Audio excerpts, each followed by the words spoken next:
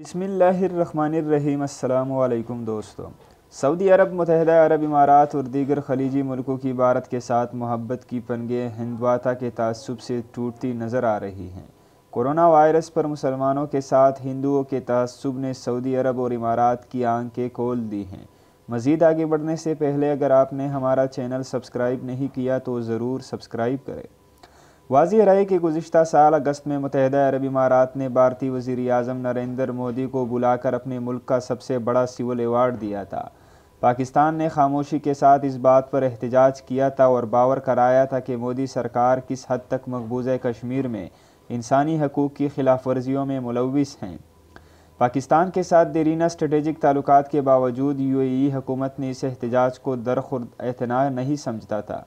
ऐसे ही सऊदी अरब का मामला था। गुज़िश्ता साल वली अहद मोहम्मद बिन सलमान पाकिस्तान का दौरा मुकम्मल करके भारत गए तो वहाँ उन्होंने नरेंद्र मोदी को अपना बड़ा भाई कहा था।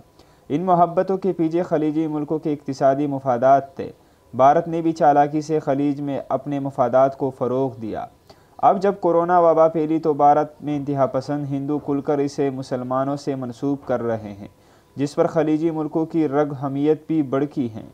भारत के अलावा खलीज में काम करने वाले बाज़ हिंदुओं ने सोशल मीडिया पर सरेआम मुसलमानों को कोरोना के हवाले से निशाना बनाना शुरू किया तो सऊदी अरब और इमारात को भी भारतीय तासुब की समझ आई है। भारत के इंतहा पसंद हिंदुओं के साथ हुक्मरान पार्टी के बाद सियासतदान भी मुसलमानों को मतहून करने में लगे हुए हैं।